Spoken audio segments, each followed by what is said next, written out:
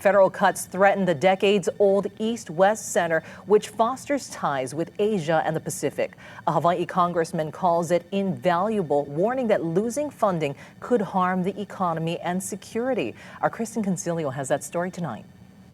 After more than 6 decades, the East-West Center's facing an uncertain future. With federal funds in jeopardy, the center promoting better relations between the U.S. and nations in Asia and the Pacific has suspended non-essential expenditures. That's because it's had to use reserves to survive after the federal government froze funding. This administration's efforts to destroy a part of those connections with the rest of the world are going to have an incredibly negative impact. U.S. Congressman Ed Case is worried about the future of diplomacy and international relations if the center's funding dries up. They're not just kind of feel-good relationships. They are about our economy. They are about our national security.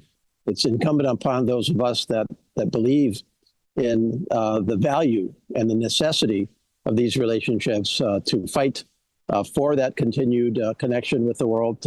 The feds have released at least $5 million, but the outlook is still unclear. More than half of its budget comes from federal funds. That's more than $20 million a year. In a statement, the East-West Center said it's relieved to have recently received payment of federal funds that had been delayed, and also that a government shutdown appears to have been averted with the passage of federal budget legislation. However, due to continued uncertainty surrounding federal payments, the center is continuing proactive measures to suspend non-essential expenditures until the funding outlook is clearer.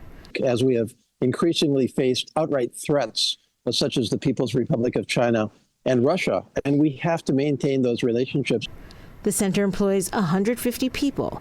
2 were recently cut after a federal grant got canceled.